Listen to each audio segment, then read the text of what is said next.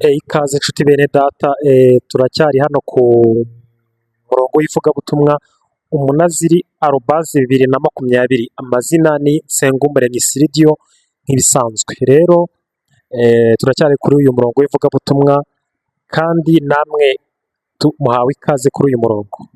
Duhaye ikaze rero abantu benshi cyane batwereka ko turi kumwe, bakoze subscribe kuri uyu muyoboro, kandi tunabashimira cyane. Tumaze kugira abantu 189 mu byumweru bitatu, ntabwo ari bake. Mukomeze mushyire imbaraga kandi mukore share. Reba wanditse ahantu hepfo kuri iyo telefone yawe handitse subscribe, ukozeho waraba ufunguye inzogera kugira ngo uzajye ukurikira ibiganiro byacu. Rero nk'isanzwe, uyu ni wa muyoboro wanyu mukurikirana muri benshi. Turasuhuza abari hano mu Rwanda, abari muri kano karere ka Rwamagana, abari mu mirenge itandukanye, abari mu gihugu cyacu. Ndasuhuza abantu bari Karuruma, Gatsata, aho twari dutuye, ndabasuhuje cyane. Ndasuhuza abanyeshuri twiganye, njya nsuhuza abandi nkayibagirwa. Abanyeshuri twiganye pirimeri, ekore pirimeri do Gihogwe mu Gatsata, ndabasuhuje cyane. Ndasuhuje abanyeshuri twiganye segonderi kuri SK, ekore segonderi do Kanzenze aho i Nyamata, ndabasuhuje cyane. Ndasuhuza abo kuri IBB, Institut Baptiste do Buberuka, ndabasuhuje cyane, aho muri Imana ibaha umugisha. Ndasuhuza abo kuri nize ahantu henshi ariko ntabwo ari henshi cyane, groupe scolaire IPR Nyandungu, aho twarahize cyane, nabo twiganye ndabasuhuza cyane. Ndasuhuza n'abanyeshuri twiganye muri kaminuza ya UTB, kaminuza y'ubukerarugendo n'amahoteli i Gisenyi, ndabasuhuza cyane. Rero munkore subscribe, abo bose mvuze twiganye mwese mumbonye mukore subscribe. Duherukana ntarakizwa, turi muri za nzira, ariko ubu ndimo ndavuga ijambo ry'Imana kandi ndifuza ko nawe mwahinduka, Imana ikabahindura mukaba abana b'Imana. Abatarabona umukiza, abatarabona Yesu Kristo, ndifuza ko bamwakira. Rero tugiye ku gice cyo kintuza kumva ijwi ry'Imana. Kumva ijwi ry'Imana, ijwi ry'Imana umuntu aryumva ryari, aryumva gute? Ese mwe mwahamagawe n'Imana, ijwi ry'Imana mwaribonye mute, muryumva mute? Ese mwabasha kuryigisha gute? Ntabwo turabyigisha neza ariko tuzabyigisha kuri uyu muyoboro. Wowe kora subscribe gusa, uzamenya uko Imana ivuga, umenye n'igihe Imana itavuze, igihe umuntu yavuze cyangwa igihe Satani yavuze n'igihe Imana yavuze. Reka dusome ijambo ry'Imana hano muri Yobu. Turifashishije ijambo ry'Imana muri Yobu 35:10, ariryo ndi bugarukeho cyane kuko ngewe umuhamagaro wanjye cyane cyane ubumbiye kuri iri jambo. 35:10 haranditse ngo, ariko nta wavuga ati Imana umuremyi wacu, umuremyi wanjye irihe, kandi ariyo iduha indirimbo mu ijoro. Amen. Reka dusomere ijambo tunarisobanure ngo Imana ngo umuremyi wacu irihe ngo kandi ariyo iduha indirimbo mu ijoro. Niyo iduha indirimbo mu ijoro kuko biterwa n'indirimbo wabonye iyo ariyo. Niba wabonye indirimbo y'Imana, kurikira ubuhanuzi Imana yaguhaye. Ngewe ndababwira uburyo ki numvishe ijwi ry'Imana ku giti cyanjye, apana wowe, ngewe ku giti cyanjye, n'ubutumwa yampaye buke na buke ndabutanga. Hari Imana ivugira mu nzozi. Mbere na mbere, kugenzura ukamenya inzozi zawe urota, niho Imana ivugira. Imana ikoresha abahanuzi. Haracyariho abahanuzi, haracyariho ibihumbi 7 bitarapfukamira Bayali. Ahandi Imana ivugira mu ijambo ryayo. Bibiliya, ijambo ry'Imana ni ijambo ryayo. Ahandi Imana ivugira ni rya jwi wumva mu mutima riguhata gukora umurimo w'Imana. Iryo ni ijwi ry'Imana, rikavugira mu bitekerezo byawe wowe. Iryo ni ijwi ry'Imana. Ayo niyo majwi ya mbere ari principal akunze kubaho cyane, cyangwa abantu bagomba gukurikiza. Cyane cyane njye ndavuga mu nzozi. Ndagendera ku buhamya bwanjye. Ntabwo mbabwira Imana ya Daniyeli, ntabwo mbabwira Imana ya Isaka, ntabwo mbabwira Imana ya Yakobo, ndababwira Imana yanjye. Nawe ufite iyawe, aho yagukuye n'aho yakuvanye. Mwumva ijwi ry'Imana bwa mbere nkamenya ko ivuganye nanjye. byari mu nzozi. Icya kabiri, n'Imana ijya kunkoresha ibintu umurimo wayo yabinyeretse mu nzozi.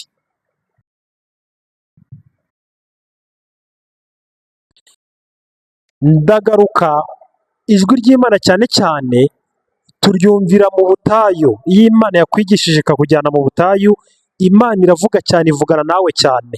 Nanjye ijwi ry'Imana naryumviye mu butayu cyane cyane 95% ijwi ry'Imana naryumviye mu butayu.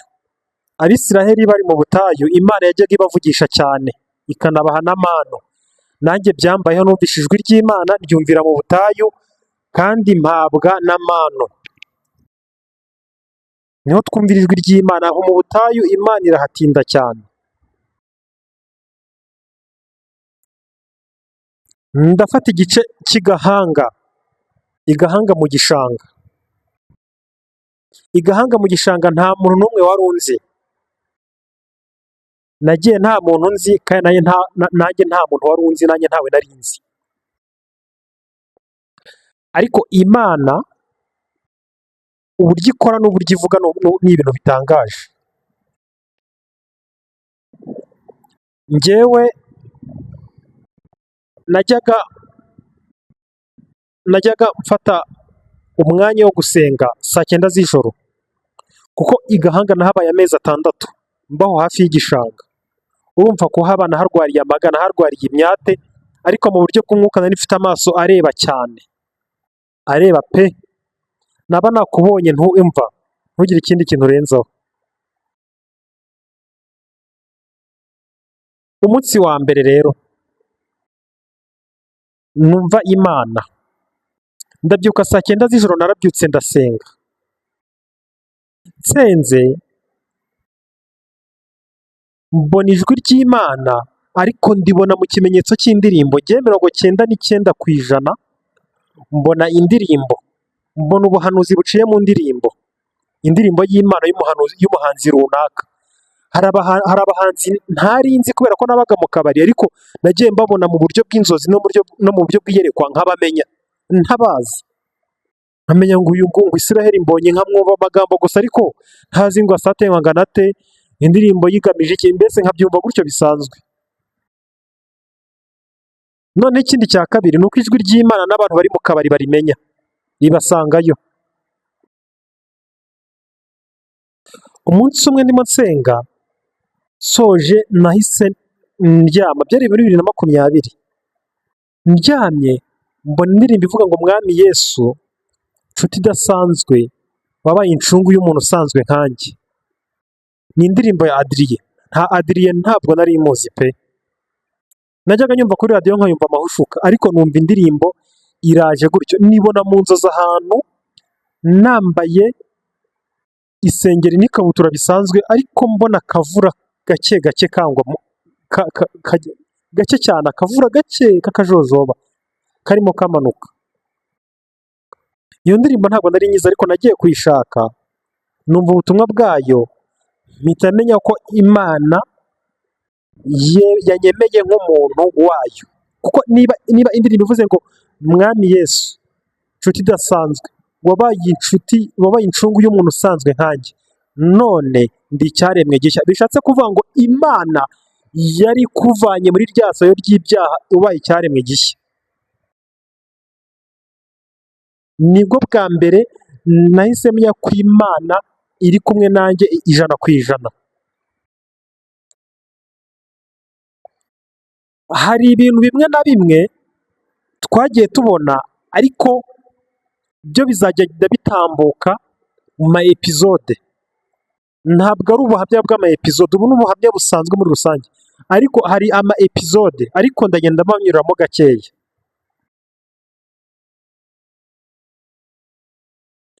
Imana itangiye kumvugisha no kunkoresha, ikazenyereka abantu, ikakunyereka nkakureba wowe.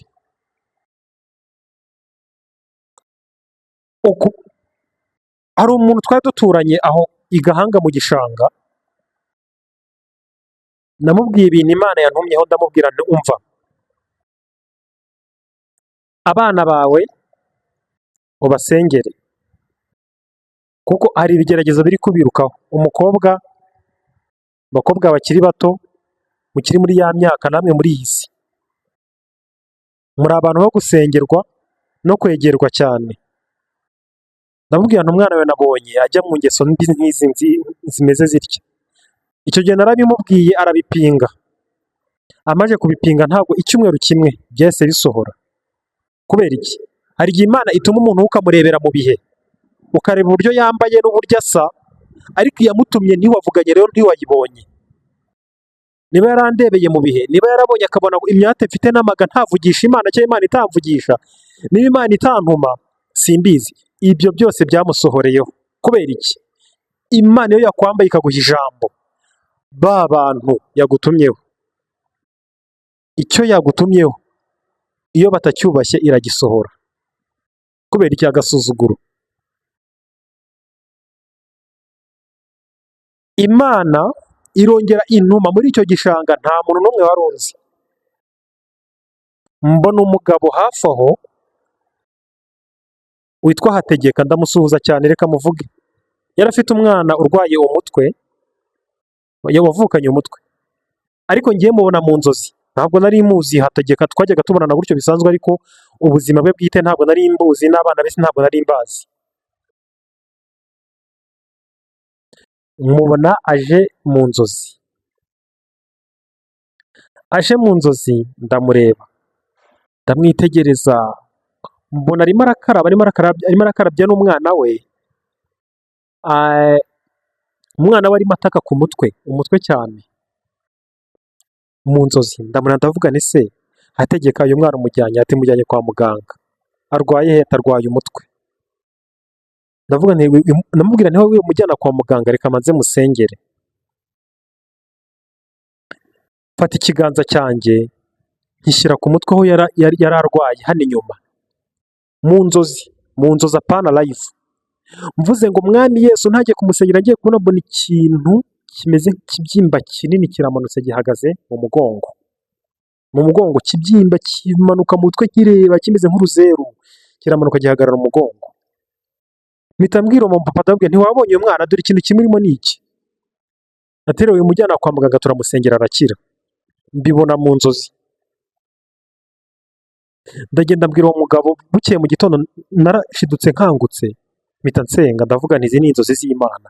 Imana inyeretse ko ufite imbaraga mu maboko zo kuba nasengera umuntu akaba yakira.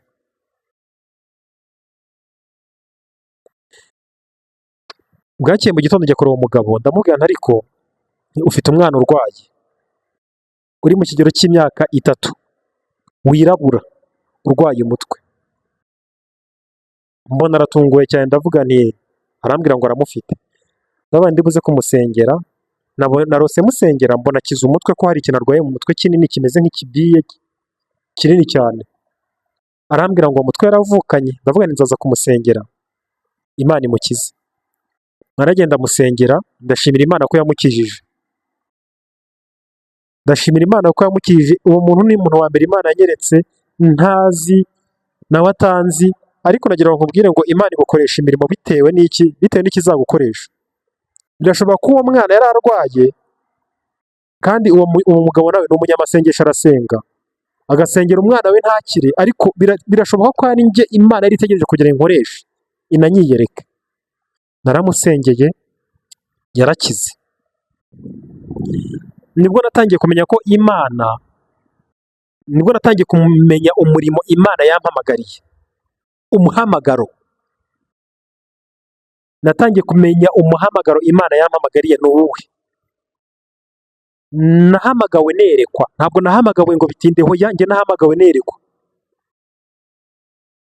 Ubwa gatatu nabonye izindi nzozi, ndavuga nti se Mana yanjye, ubu ngiye kuza nsengera abantu bakire, ko kubusa ikiganza cyanjye kirimo nanjye ntangira kubishidikanyaho cyane. Uko nsenze nagendaga nerekwa, uko nsenze nkerekwa.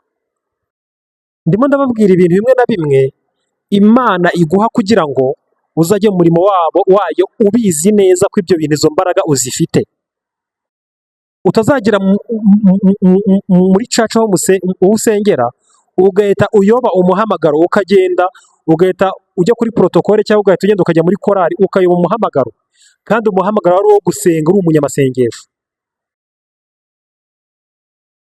Mbona igihe kimwe, mbona mu nzozi nanone ndahagaze, mpagaze ngiye kubona mbona ikiganza cyanjye, urabona kino kiganza ukuntu kimeze n'izi ntoki, mbona harimo umurongo w'amashanyarazi umuriro mwinshi cyane, mwinshi umanutse ukajya ugeze hano gutya. Ibiganza byanjye byombi birimo umuriro umanutse mu maboko yose kugeza hano. Noneho njya mu bantu benshi cyane, nkaba ngenda mbakoraho. Ngeze ku muntu wari uhagaze iruhande, wari uhagaze aho hantu, mukozeho mbona arahiye, arirutse, mbona ajyanye n'umuriro, arahiye, ahita atuvamo aragenda. Nari ntaramenya neza ibi bintu mbona mu nzozi ni ibiki. Ubuse ibi bintu ni iby'umuntu muzima? Ibi bintu ni filime? Ibi bintu ni ibiki? Ntabwo nanone bisobanukiwe. Ndagira ngo mbabwire, ni Imana iyo iguhamagaye ntabwo yibeshya. Iyo uvuganye nayo ukayizera, ntabwo yibeshya, birangira byose ibigusobanuriye. Ese bishobora gute ukuntu umuntu yaba afite umuriro mu biganza? Urumva umuntu wabaga mu kabari, iby'umuriro no kuzura umwuka wera no kubatiza mu buryo bw'umwuka ntabyo nari nzi. Kumbe njye nari nabatijwe mu buryo bw'umwuka, umwuka wera arangije kumbatiza. Nari narabatijwe mu buryo bw'umwuka wera, ariko ntarabatizwa mu mazi menshi. Nicyo byari bisobanuye, ariko ntabyo nari nzi. Hari izindi nzozi nabonye, ngiye kubona mbona nkwawe muri serwakira nyinshi cyane, nyinshi serwakira. Mbona serwakira injugunye ahantu nyuma y'umusozi, injugunye ahantu y'umusozi, mpita mpagara ngiye kubona mbona abashumba baragiye ingurube n'imbeba. Abashumba baragiye ingurube n'imbeba, bangeze imbere ndababwira nibyo muragiye ni ibiki, ngo ni amatungo. Ndababwira ni muragiye imbeba n'ingurube. Mpita mbitunga ikiganza ndasenga, bihita bipfa. Ikiganza nicyo nabonaga mu nzozi nkoresha, nkabona ndimo ndakoresha ikiganza, natunga urutoki ibi kiganza, nkabona bihise bipfa. Abo bashumba hirya hari umuntu wundi nawe wihishe inyuma y'igihuru, ndamusengera ngiye kubona mbona ahise apfa. Yari imyuka mibi. Ubwo abashumba baragiye ingurube n'imbeba, birashoboka ko ryaba ari itorero. Nkabona umushumba aragiye ingurube n'imbeba. Ni kenshi cyane nagiye mbona ibintu, hatumwa ibintu ku bantu, ni kenshi, ni benshi, bikarangira bibasohoreyeho bavuga ati uyu muntu si Imana yamutumye, ati Imana ntabwo yatuma umuntu umeze gutya. Ni kenshi cyane abantu bakurebera mu bihe, ariko ufite imbaraga z'Imana muri wowe.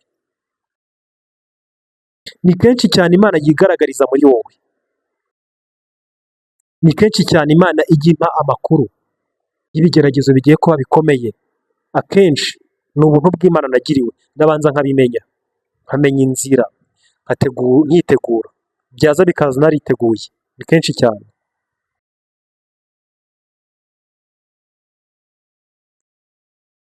Niyo mpamvu iri jwi ry'Imana rivugira mu nzozi. Iyo wavuganye n'Imana kenshi, ugenda usitaza abantu, muragongana. Kubera iki? Wowe uvugishwa n'Imana, umuntu akakurebera mu isura y'umubiri. Ndibuka rimwe nari umushomeri, narashomye mba mu kigeragezo cy'ubushomeri, mba mu kigeragezo cyo kwiruka mu butayu nsenga nshaka ijwi ry'Imana.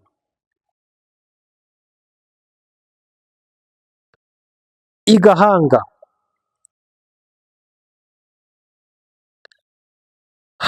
nahaherewe imbaraga zikomeye cyane.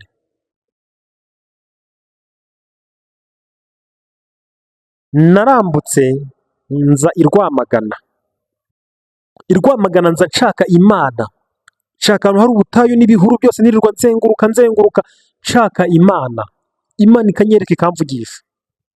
Umunsi umwe kwiruka ubutayu ndabihaga pe. Hari igihe umuntu uhaga ibintu ukavuga ati ibi ndabihaze. Ubundi igihe nasengeye Imana kitansubiza, ariko igihe kiba kitaragera. umunsi umwe ndimo nsenga ninginga Imana nshaka akazi ndavuga ni Imana nshaka akazi nshaka ibi n'ibi nshaka ushaka amafaranga ushaka iby'umubiri. Ibi uzi ibintu nabonye nagiye kubona mbona ahubwo Imana impaye umugore irambwira ati dore umugore. Mu by'ukuri nasengeraga akazi umugore yaraje ate. Abantu bafite isezerano ry'urushako murwana n'imbaraga zifite n'imbaraga mutazi izo arizo. Mufite isezerano ry'uko Imana izabubakira urugo wavuganye n'Imana. Icyo ni ikigeragezo gikomeye cyane. N'ubu wowe urwanye nacyo nanjye ubwanjye ndwanye nacyo. Uba uri umukobwa uba uri umusore Imana ngo izakubakira urugo. Ufite ikigeragezo ariko icyo kigeragezo kizavamo ishimwe rikomeye. Mukomere kuri iyi Mana. Undi muntu wa kabiri ufite ikigeragezo gikomeye ni umuntu washatse agatinda kubyara Imana ikazavuga ngo nzaguha umwana. Ibyo ni ibigeragezo bibiri bikomeye abantu benshi bivangamo cyangwa abantu b'itorero bivangamo batazi icyo umuntu yavuganye n'Imana. Umuntu ashatse umugore cyangwa ashatse umugabo batinze kubyara. Murabizi ntabwo mbibavugiye. Hari abo Imana iha umwana hashize imyaka 10 n'imyaka 8 n'imyaka 20 ntibyayinanira, ariko ibyo munyuramo niba warabinyuze muzaze ubimbwirire hano kuri uyu muyoboro. Karibu buhamya bwawe ubutange hano. Watinze kubyara kandi washatse imbere y'abandi, babandi b'inyuma barashatse barabyaye wowe utarabyara, ariko Imana iguhaye urubyaro mu gihe cya nyacyo. Uzaze utanga ubuhamya hano. Karibu urebe nimero iri aho kuri iyo screen aho hepfo, uzanyandike kuri WhatsApp umbwira ati mfite ubuhamya bwo gutinda kubyara Imana ikaba yarampaye umwana. Uzaze utubwire ibikomere wahuye nabyo n'intambara warwanye nazo. Ndabizi murahari. Irindi shuri navuze ni iri shuri ryo kuba uri umusore cyangwa umukobwa ugatinda gushaka ukagira imyaka 35 ukagira 31 hejuru ya 30 ugatinda gushaka. Ibyo wanyuzemo byose niyo waba utarashaka ufite intambara urwana nayo ngewe ntazi, nanjye mfite izo ndwana nazo ndi umusore utazi. Upfa kuba Imana yaravuganye nawe gusa. Ibi ni ibintu umwuka yikorera. Niba akubwiye ngo nzaguha akazi, tegereza. Iyo wirwaniriye urashya.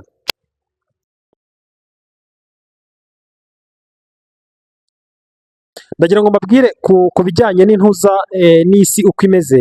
Imana impamagara none yanyeretse igishushanyo mbonera cy'isi. Isi turiho uko imeze. Iyi si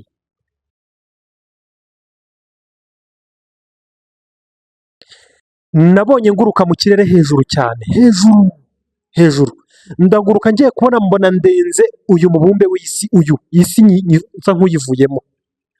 Naragurutse hejuru cyane pe, kandi nabonaga ndi mu mwijima nguruka. Ndagenda ngiye kubona mbona ngeze ku nyenyeri. Inyenyeri izi ngizi turebesha hejuru mbona ntangiye kuza nzikoraho gutya nzireba imbere yanjye. None izo nyenyeri ndazirenga nsohoka muri icyo kirere cy'umwijima mbona ninjiye mu kirere cy'umucyo. Aho hantu ninjiye hari umucyo mwinshi cyane, kandi aho hantu ninjiye narerebwa nkabona hejuru isi irarangiye nyine, nkabona iherezo ry'isi, nkabona hejuru n'ahandi hantu ho kurangira, nkabona uburebure bw'isi burarangiye. Nareba hejuru nkabona ntahandi hasigaye, ahubwo nkabona inyanja n'utwatsi twiza ku ruhande rwanjye. Habasohotsemo abantu babiri, umugore n'umugabo, barambwira none se ngo uyu muntu n'umumarayika? Niko basohotse babazanye. Kuko ndi kuguruka nshaka ikirere cyo kugurukiramo ndakibura. Kubi nageze ku iherezo. Aba bantu turaganira tuvuganye, batavangu cyangwa uri marayika? Ndavuga ntabwo mbizi. None se ngo ko umuntu ufite amababa? Ndavuga ndayafite. Ijwi rirambwiye ngo hindukira urebe inyuma yawe. Narahindutse ngiye kubona mbona, urabona ukuntu umubumbe w'isi umeze? mbona isi ni umukara tsiriri, umukara uko kigenda cyikaraga n'ibihugu bigishushanyijeho, iyi si yabaye umukara. Narakangutse, nari meze nk'umuntu wirukanse ibirometero 100, naniwe, ndi kwahagira biteye ubwoba, nagize ubwoba ndavuga nti isi nuko imeze, nagize ubwoba cyane.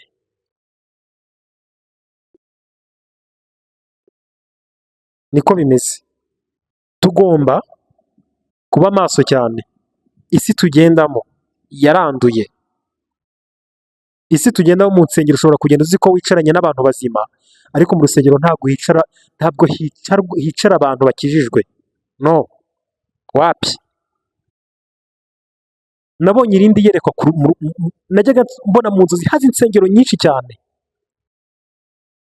mbona urusengero, abantu bicaye mu rusengero ariko bicaranyemo bivanze n'amadayimoni, kandi abantu barasengana nayo ntibabizi. Nabibonye mu nzozi mu iyerekwa, mbona abantu bicaye mu rusengero ariko mbona bari hehe, bivanze n'amadayimoni. Ninjeyeho mbona abantu bivanze n'amadayimoni, mpita nsenga bitunga ikiganza amadayimoni, mbona ahise ayonga, kwa kundi utunga ikiganza ibintu bigahita biyonga ubireba, uko ubona barafu bishyira hano ukabona irashonze. Nanjye nabitunze ikiganza ndasenga, ngiye kubona mbona ahise ashonga, biragiye. Birasa kuvuga ngo mu rusengero aho mwicara mujya musenga mwicaranye n'amadayimoni, mugatahana nayo, ejo bundi mukongera mugaterana nayo.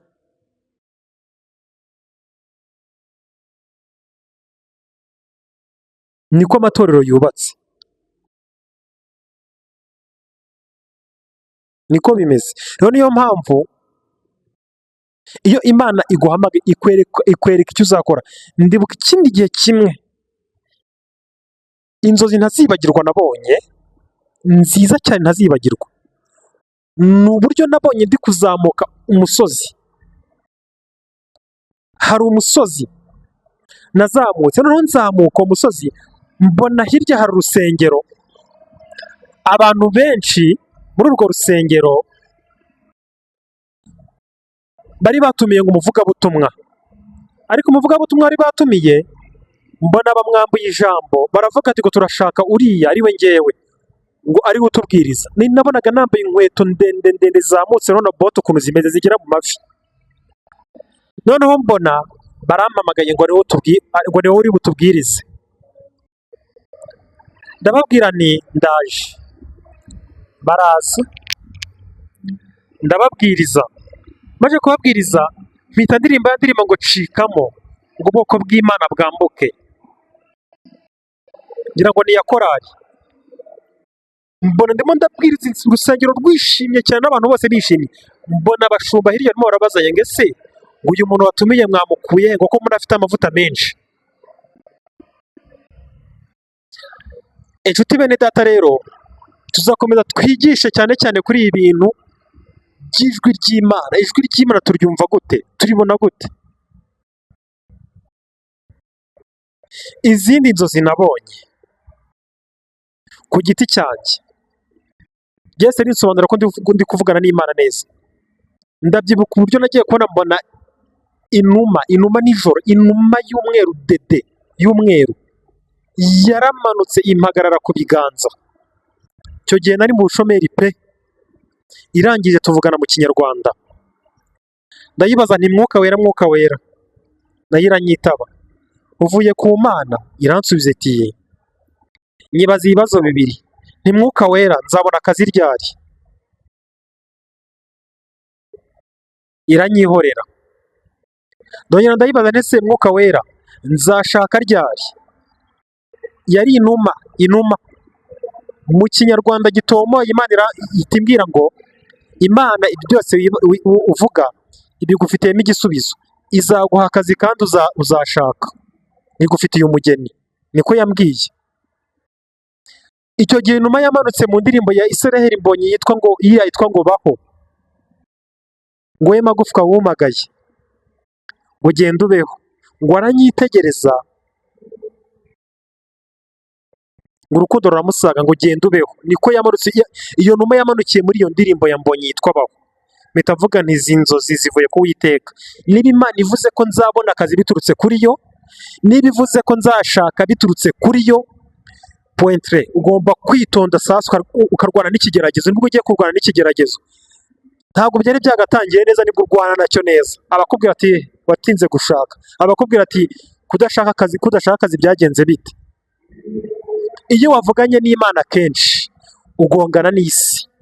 Itegure. Iyo wavuganye n'Imana ikakubwira ibintu bikomeye by'umugisha, Satani agiye kugerageza iryo sezerano. Nshuti bene data rero, njyewe natangiye gushima Imana cyangwa kuvuga ubuhamya niko umwuka wanjye wanyemeje. Najya nganira n'abantu b'abarokore bafite ubuhamya buremereye bakambwira ngo ntabwo buruzura. Njye narababwiye nti ntabwo nzarinda ko ubuhamya bwanjye bwuzura. Utegereza ko ubuhamya bwuzura, ibigeragezo bikagwira nabyo. Buri gihe igihamya kimwe kizana n'ibigeragezo. Uzarebe wowe wahamagawe n'Imana ufite isezerano. Iyo isezerano rigeze ribanzirizwa n'ikigeragezo gikomeye, ndetse no kurisohokamo rihekezwa n'ikigeragezo. Narababwiye ni ngewe ntabwo nzategereza ngo ubuhamya bwanjye bwuzure. Uko ugwiza ubuhamya niko ugwiza n'ibigeragezo.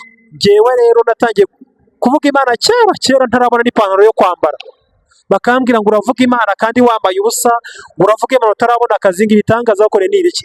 Nabwiye ni Imana mu buryo bw'umwuka irahari, yarabimbwiye kandi izabikora. Rero Imana ishaka abantu bafite ukwizera gukomeye cyane. Ibi byose nagiye mpamye mu kwizera Imana yagiye ibinkorera. Nsigaranye isezerano rimwe ryo kwambara iyi mpeta hano kuri uru rutoki. Nzayambara kandi vuba. Narababwiye ni Imana asenze, ntabwo ari bayari. Imana asenze irakora. Uru rutoki Imana izarwambika impeta.